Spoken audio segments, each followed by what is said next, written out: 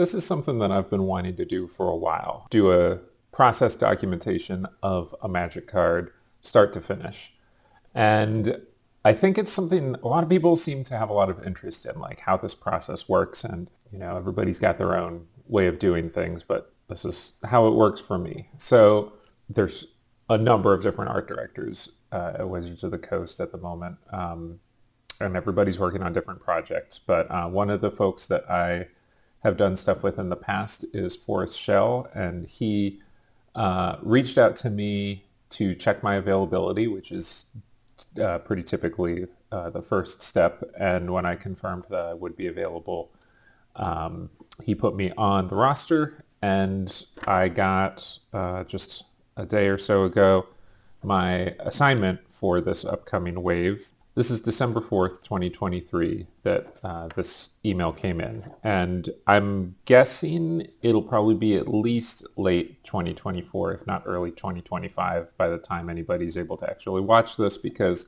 the lead time on these sets tends to be somewhere around a year, give or take. So I got my brief,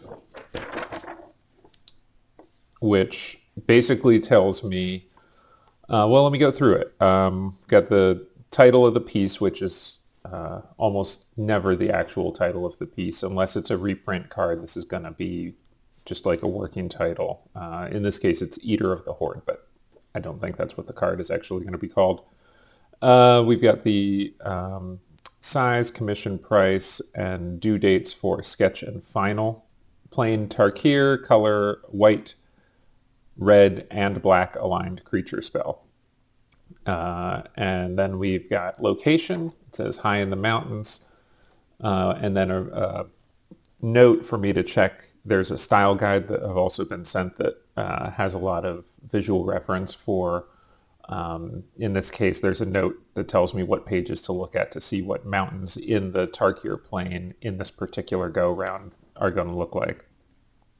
And then intention. Illustration is a callback to Butcher of the Horde, which is attached, and I've got a image of that piece from a previous set.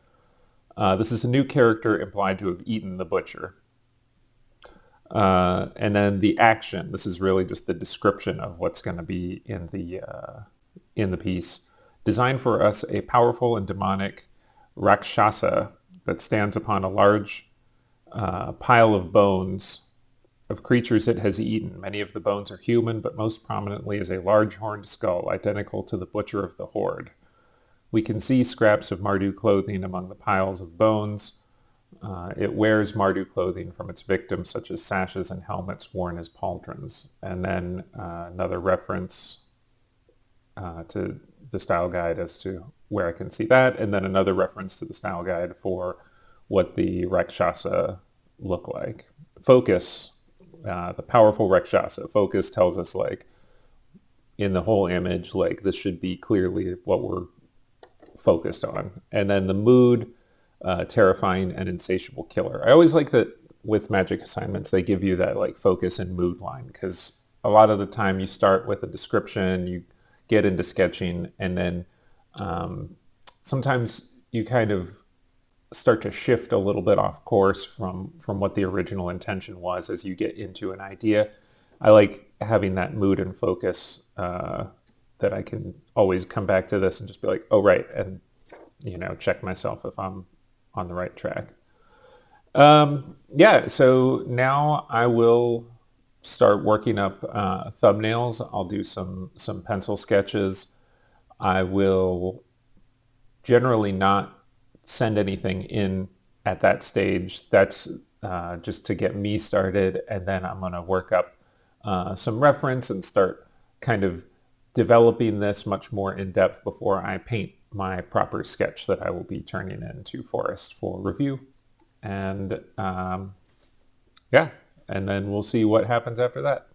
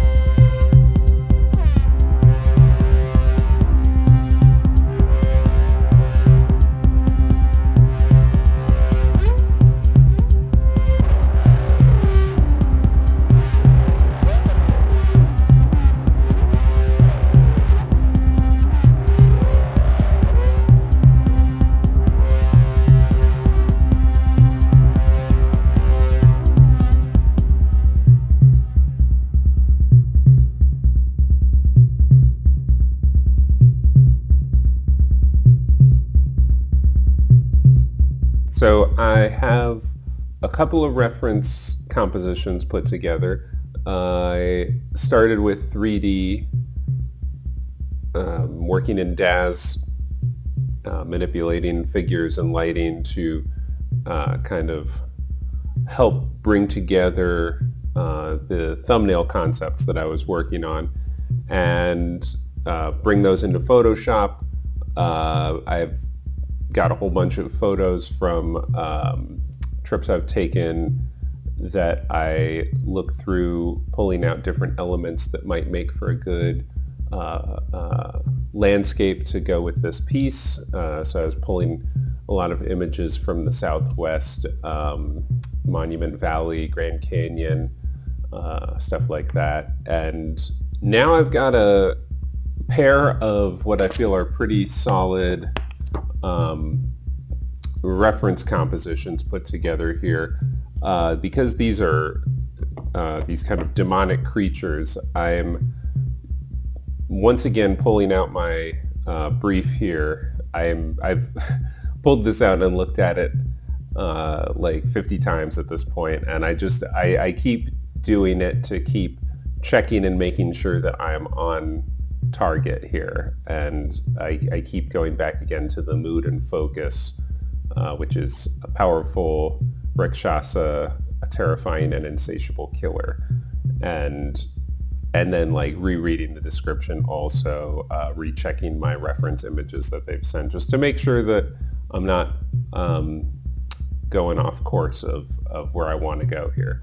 I feel like where I'm at right now is in a really good direction, and so the next thing I'm going to do now is do a drawing use my reference composition that I've put together, which was built on the thumbnails that I did, take that and do a drawing where I actually transform this into the creature that it needs to be for the piece. And then I will paint up proper studies and turn those in for approvals.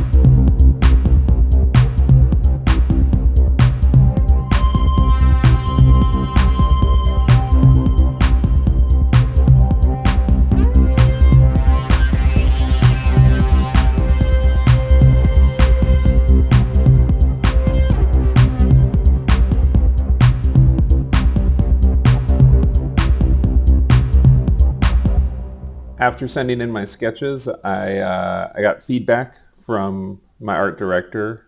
They decided to go with the second version where the demon is more kind of like low angle looking up, reared back.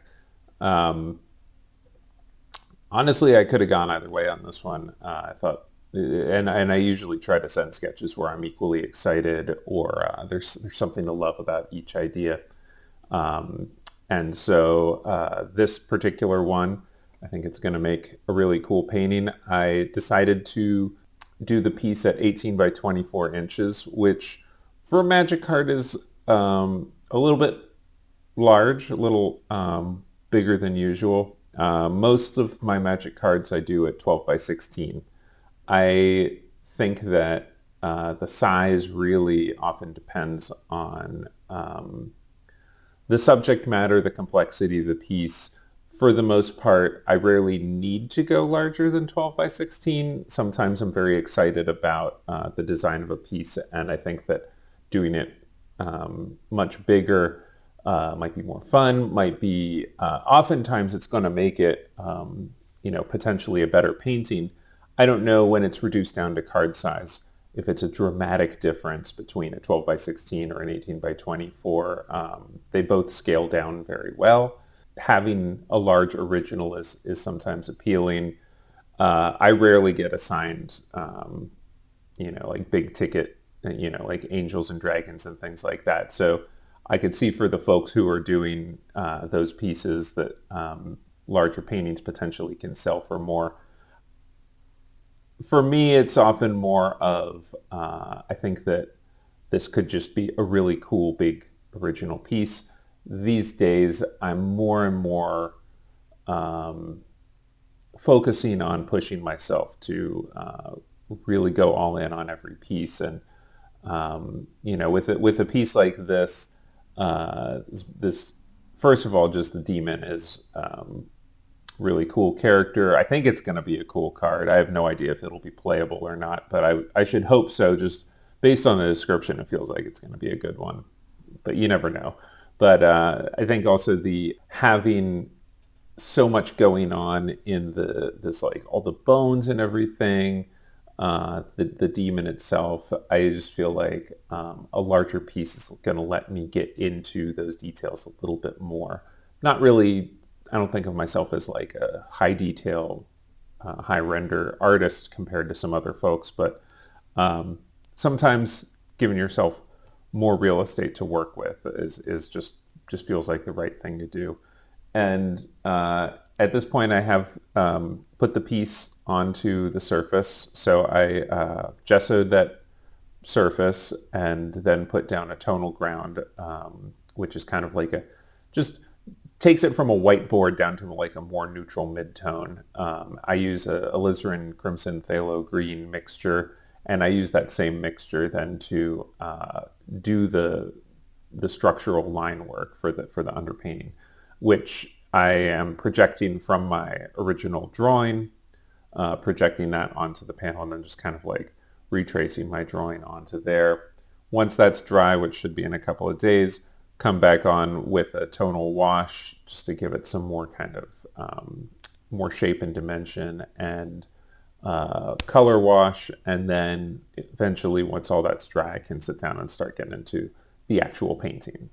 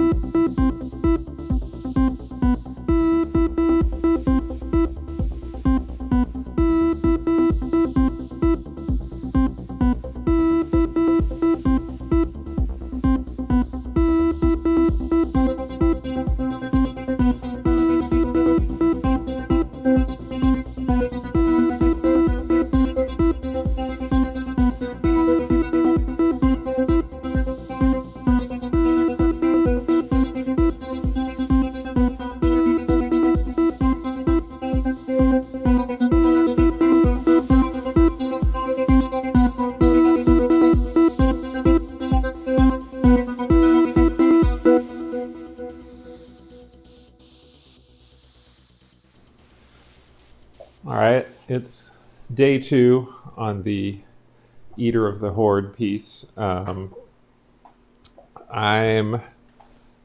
just getting into my studio. It is right now late January. Tangled up in wires. It is late January, and I'm warming up the studio. This building was a detached garage, which I've converted into a studio space. Every morning I come out here, it gets down around 40, and so it takes some time to get the temperature back up to where it's comfortable to work. So I just thought I'd talk a little bit about where the piece is at and just kind of the process. I'm really excited about this one. I think it's going to be a cool piece that has a lot of I don't know. I think it's going to be a good one, and so I'm really trying to get a lot of video coverage. I've had some issues. Each of these cameras that I have has different ways that it's unreliable, and there have been a couple of pieces recently where I've had cameras do something unexpected right in the middle of while I was working. And when you're in it, you're not necessarily checking the camera constantly. I've actually got timers set for every 25 minutes to stop and start them again. As you can see here, I've got my this is the one that's good for close-ups. And then the camera that I'm recording with now would be on a tripod next to this other one here, a little GoPro, which the GoPro is just there for catching kind of the master shot, I guess. Just the wide time lapse of the whole thing in case other cameras fail, and the GoPro sometimes does weird things too. The thing is, sometimes the way that all these 3 cameras are positioned makes it a little bit awkward to also just kind of sit and paint. And that was the issue I was running into yesterday. I think I stopped earlier than I might have otherwise, just because my back was starting to get really stiff from the sort of contortion that I was sitting in to work around these 3 different cameras that I've got, trying to set them up with the best angle possible without getting too much distortion of like seeing the piece on a slant, or without getting the what would you call it, like without just like a lot of bad reflections. Yeah, for right now I'm just kind of letting the space warm up a bit, and right now we're at about 46 degrees, and I think in the next 20 minutes or so, I'll be ready to sit down and start painting. So here's where the piece is at right now. You can see at the end of the first day, I kind of started here with the portrait. Well, first I did like a wash over the whole thing, which is, I always like to just get the surface a little bit wet, get something going, and then start with the portrait, and I started working my way out to these arms. And as I sit down today, I'm going to continue with the figure, probably move down into this area down here with all the rocks and the bones. And if I'm up for it today, get into working on the sky. I don't know if I'm going to really push myself that hard, but on the other hand, the piece is due tomorrow, but it's not due at crack of dawn tomorrow. It's due at the end of the day tomorrow. So if I'm running short on time, I've also got all day tomorrow to get it finished. But it's really my own fault. I got the sketch approved weeks ago, I think, and it's just been hard to jump in on this one. I think sometimes certain pieces, the excitement also kind of holds you back. It's like, I'm excited about the piece. as it's getting to the point that it's at now, which is when everything you're doing is working towards the finish. And then sitting down and actually finishing it, that's where you start getting nervous, because it's potentially, well, whatever happens on that day is what the piece is going to be. And sometimes it just kind of feels like, oh, I've got these other, I mean, I did have other slightly more urgent things that I needed to be doing in some of that time, but also it's just kind of an avoidance of, well, what if I'm having an off day, or what if it doesn't, yeah, just if my head's not in it, if it's not coming together, and then you kind of avoid putting yourself in a situation where, I don't know, it's sometimes it's just makes you anxious, because you don't want to fuck it up. And so and then the deadline gets closer and you got no choice, and so here we are. But I am happy with how it's going. It always works out, and anything that goes wrong is always fixable. So I don't know, it's silly maybe to be that worried about it, but it's just the nature of the thing. In any case, I'm looking forward to hopefully getting it finished today. If not today, then tomorrow. And I'm definitely feeling like it's coming along. I'm real happy with the direction things are going.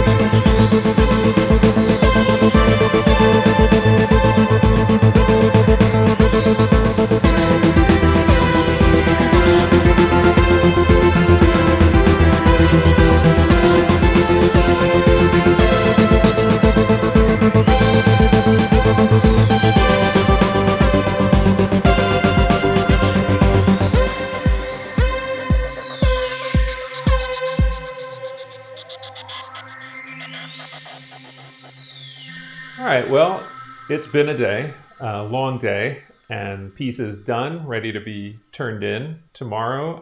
I've shot a picture and I'm going to be uploading that to Wizards tomorrow, waiting for feedback. If there's any revisions, I'll address those as needed, but hopefully the piece is done. I'm real happy with how it turned out, and I'm excited whenever this finally gets out there in the public to see release because I think it's one of my good ones. So thanks for watching, and till next time.